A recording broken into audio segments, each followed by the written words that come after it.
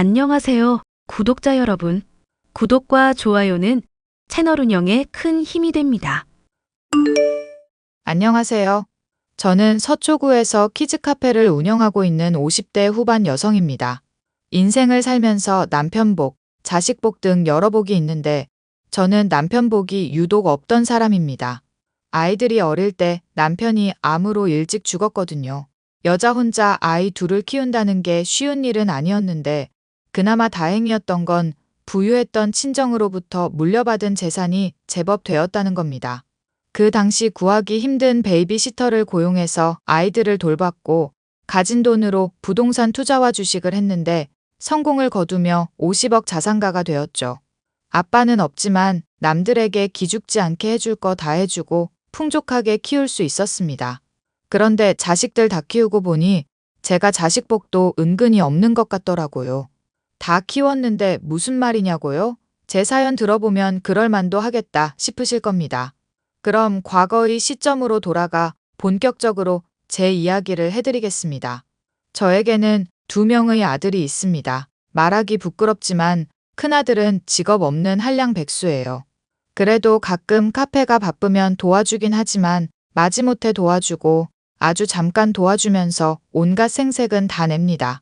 반대로 작은 아들은 여유로운 상황에 안주하지 않고 밤낮 없이 열심히 공부해서 판사가 되었어요.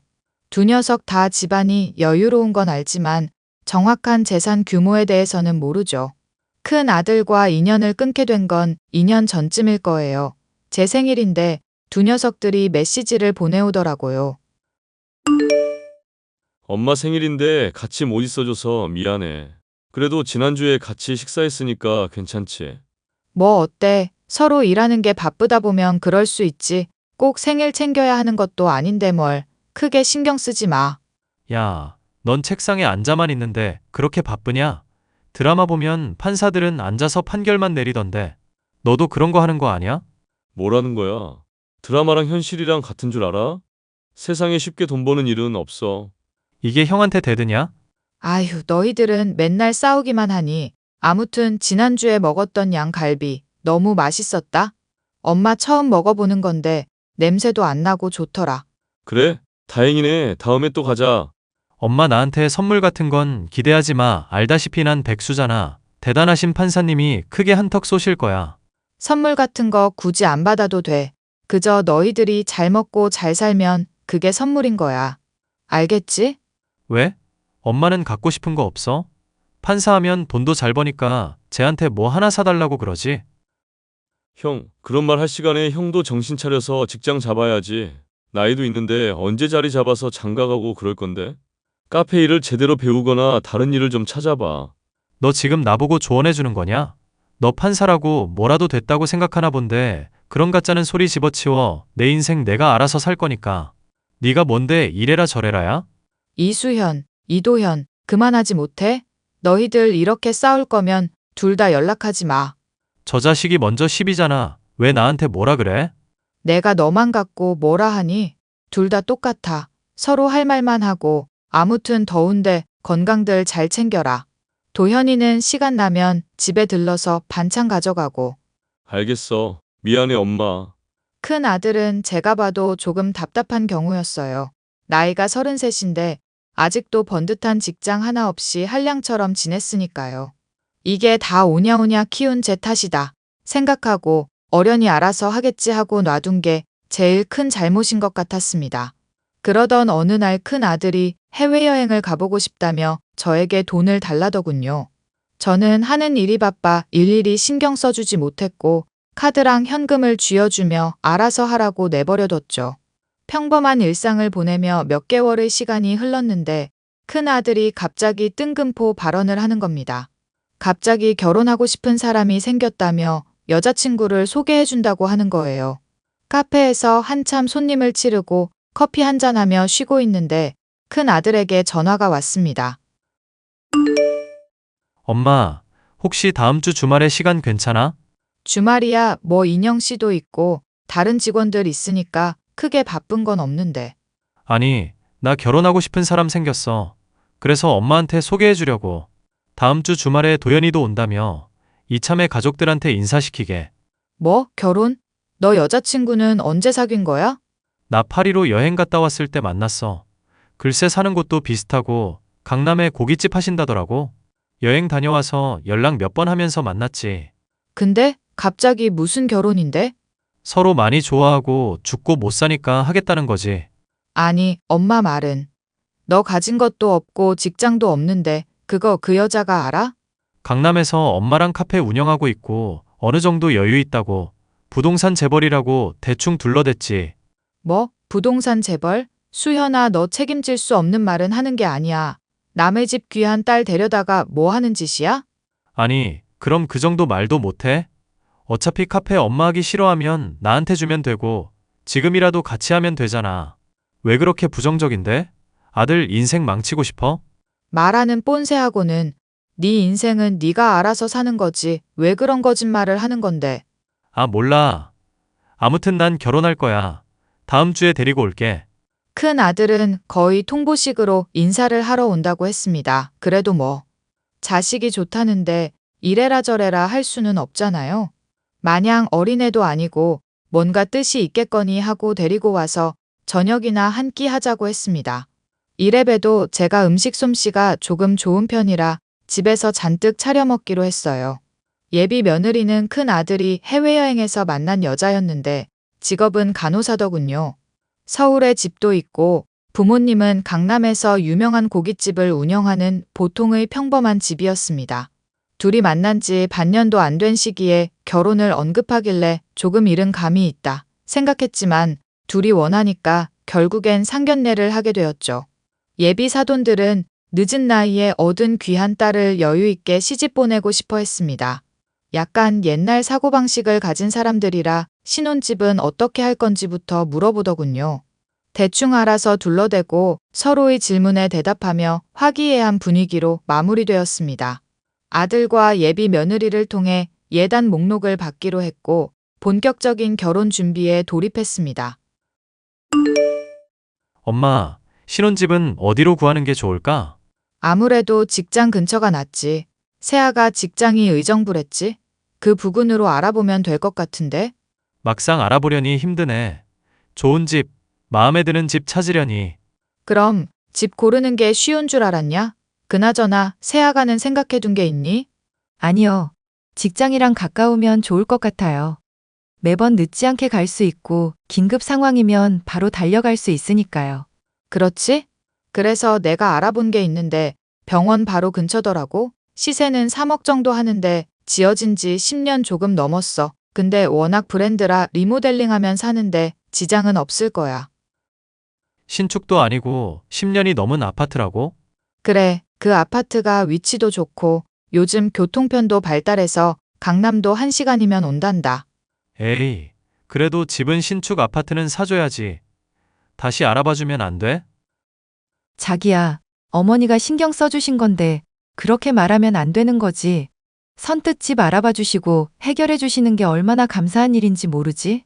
자기야, 갑자기 왜 그래? 말이 그렇잖아. 어머니가 한두 푼도 아니고 집 알아봐 주시는 건데. 원래 그거 다 우리가 해야 하는 거잖아. 어머니가 그만큼 도움 주시면 감사하다. 한마디만 하면 되지. 뭘 이것저것 따져? 미안해. 나는 그런 뜻이 아니었는데. 어머니 속상하게 하지 마. 그리고 신축이면 어떻고 오래된 아파트면 어떤데? 우리가 먹고 자고 싸고 생활할 곳인데 대강 정리하면서 잘 꾸미고 살면 되는 거지. 어머니한테 죄송하다고 해. 엄마, 미안해. 기분 나쁘라고 한 소리는 아닌데. 아니다, 그럴 수 있지. 결혼하는 거 며느리에게 아낌없이 잘 챙겨주고 싶었고 제가 시집 올 때 받은 금 목걸이 세트를 녹여 새로 반지로 만들어주기로 했어요. 큰 아들은 결혼 선물로 차를 선물해달라고 조르기 시작했습니다. 이왕 돈 쓰는 거 좀 더 써서 자기도 챙겨달라 이거죠.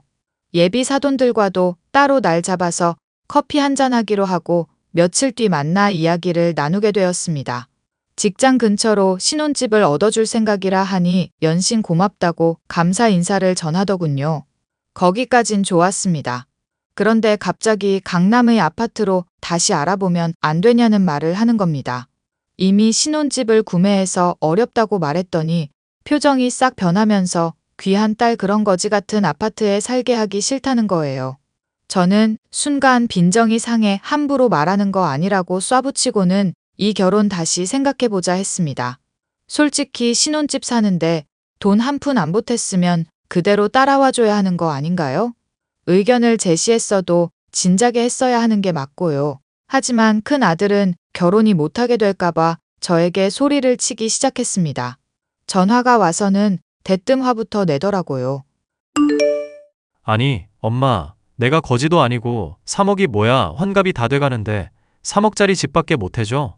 이왕 해주는 거 좀 통 크게 하라니까. 아니, 각자 형편에 맞춰야지. 우리가 무슨 재벌가니? 너 재벌이야? 아니, 내 말은 우리가 여유가 있으니까 조금 더 해도 되지 않냐 이 말이지. 말 같지도 않은 소리 하지 마. 내가 안 따지려고 했는데 집에 살 때 돈 한 푼 보탰어? 그리고 네가 가진 게 뭐 있니? 다 엄마 돈으로 하는 거잖아. 물론 엄마 죽으면 너희들한테 그대로 상속되겠지. 아니, 왜 그런 식으로 이야기를 해? 내 이야기의 요점을 모르겠어? 엄마는 모르겠다. 몇 억씩 써가면서 이런 싫은 소리나 듣고 있고. 결혼이 네 집 애들 장난도 아니고 말이야. 적어도 염치라는 게 있어야지. 염치? 엄마 너무한 거 아니야? 말도 못해? 그럼 거지 같은 집에 살아야 해? 그건 당연한 거냐고. 상황이 여의치 않으면 그럴 수밖에 없지. 더 어려운 사람들도 있어. 그리고 엄마 지원받는 거 아니면 너 이 결혼하지도 못해. 어디 가서 명함도 못 내민다고. 엄마, 자식 기죽이는 데는 일가견이 있네? 엄마만 잘났지? 내가 아무것도 안 하는 것처럼 보여? 엄마는 꼭 그렇게 자존심을 짓밟아야 해? 말이 나온 김에 한마디만 더 하자. 너 그동안 살아오면서 제대로 한 게 뭐가 있어? 웬만해서는 이런 말도 안 해. 네 동생 보고 아무런 생각도 안 드니? 넌 내 돈으로 그냥 평생 먹고 자고 싸기만 할 거야? 아니, 왜 도연이 그 자식 얘기를 해? 걔는 걔고 나는 나지. 그리고 이왕 물려줄 재산 그냥 먼저 준다. 생각하고 통 크게 쏘면 안 되는 거야? 다 필요 없고 이 결혼 다시 생각해라. 어느 한쪽이 기우는 결혼은 하는 게 아니야. 네가 돈이 많은 게 아니라 내가 많은 거고 그쪽에서 너무 많은 걸 바라는 것 같구나. 그렇게 큰 아들은 잔뜩 삐쳐서는 한동안 연락도 안 하더라고요. 예비 며느리 쪽에는 어떻게 이야기를 했는지 모르겠지만 마찬가지로 아무 말도 없었습니다. 그렇게 저는 제 할 일 하며 시간을 보냈어요. 그리고 제 소유 다른 건물에 식당을 오픈하고 싶어 한다며 손님이 왔는데 일이 바빠 부동산 사장님이 대신 상담을 했습니다. 그런데 알고 보니 그 손님이 예비 사돈들인 거예요. 그런데 부동산 사장님이 심각한 표정으로 이상한 말을 하는 겁니다. 제 이름을 들먹거리며 카페 이야기도 하고 재산 이야기를 하는데 제가 돈 많아 보이니 적당히 등골 빼먹자는 말을 했다는 거 아니겠어요? 투자금 받아서 가게 오픈하면 그럴듯하지 않겠냐며 작당 모의까지 했다길래 기가 막혔습니다. 몇십 년 동안 부동산 투자하면서 거래해온 곳이라 거짓말을 할 사람은 아니었거든요. 혼수도 예단도 해달라는 대로 다 해주고 신혼집도 덜컥 사주는 거 보니 대충 재산이 많다고 판단을 했나 봅니다. 저는 찜찜한 기분에 예비 며느리에 대한 뒷조사를 했어요. 아주 대단한 집안이더군요. 병원에서 간호사로 일하는 것도 거짓말, 서울에 자가를 보유하고 있다는 것도 거짓말. 예비 사돈들도 고깃집을 운영하는 게 아니라 거기서 각각 서빙, 쑥 굽는 일을 하는 거였고요. 뭐 하나 제대로 된 게 없는 집안이었습니다. 그리고 큰 아들을 통해 돈을 자꾸 빼돌리며 자기들 호의호식하는 데 썼고요. 모든 증거를 가지고 큰 아들에게 말해주려는데 큰 아들이 오랜만에 연락 와서는 돈을 요구하더라고요. 엄마, 난 도저히 이해가 안 돼. 엄마 돈도 많으면서 왜 이렇게 짠순이같이 굴어? 뭐라고? 넌 오랜만에 연락 와서 한다는 소리가 겨우 그거야? 잘못했다는 게 아니라? 내가 뭘 잘못했는데? 좋은 집 살아보겠다는 게 잘못이야? 아들이 행복한 게 싫어? 말은 제대로 해라. 좋은 집 살아보겠다는 게 아니라 내 돈으로 호의호식하겠다는 거지. 네 돈이 아니잖아. 누누이 말하지만 네 돈이 아니야. 아, 그놈의 돈. 살면서 제대로 된 직장 갖고 어느 정도 생활이 안정되면 그때 가서 여윳돈 주는 거 생각해 볼게.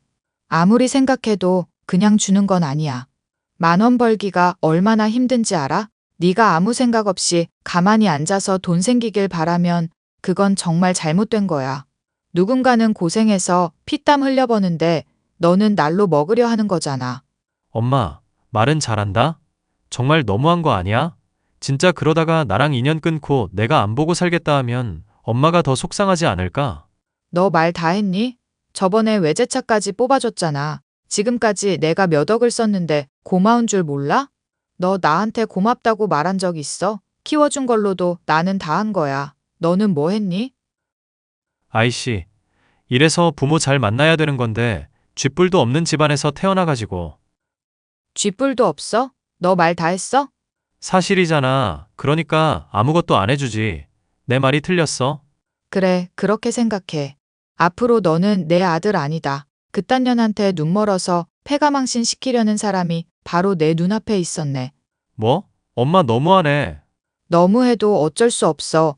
너는 살면서 정신 좀 차려야 돼. 이 시간 이후로 너는 내 아들 아니니까 어디 가서 뭘 하든지 말든지 알아서 해. 외제차? 일시불로 사줬으니까 그거 팔던지 갖고 있던지 너 알아서 하고 난 이 결혼이고 뭐고 모르겠다.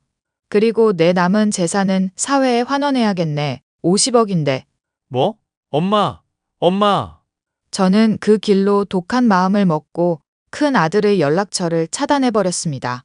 30년 넘게 키워주면서 고맙다는 말 단 한마디 들어본 적 없어요. 그리고 제가 가진 모든 증거를 예비 사돈들에게 들이밀며 지금이라도 정중하게 사과하고 받아간 예물 그대로 돌려주면 없던 일로 하겠다며 타일렀습니다. 하지만 이미 받은 것도 다 현금화해서 자기들 쓰고 싶은데 다 써버렸더라고요. 큰 아들 시켜서 이래저래 저한테 돈을 더 뜯어내려는 심산이었고요. 예비 사돈들을 사기죄로 고소했고 큰 아들은 정신 차리면 돌아오라며 매몰차게 내쫓아버렸습니다. 짐 정리해서 고시원 하나 얻어서 거기로 보내버렸어요. 자존심 센 큰 아들은 당당하게 연 끊겠다고 했지만 막상 돈 없이 산이 꿀렸는지 저에게 매일같이 찾아와 빌기 시작하더군요. 그렇게 2년의 시간이 흘렀고 작은 아들은 같이 일하던 동료와 결혼해서 아이도 낳았습니다. 저도 참 독하죠. 2년씩이나 자식을 모른 척하면서 산다는 게 저도 마음이 아픕니다. 운영하던 카페는 다른 사람에게 넘겼고 저는 손주들을 위해 키즈 카페를 새로 오픈했어요.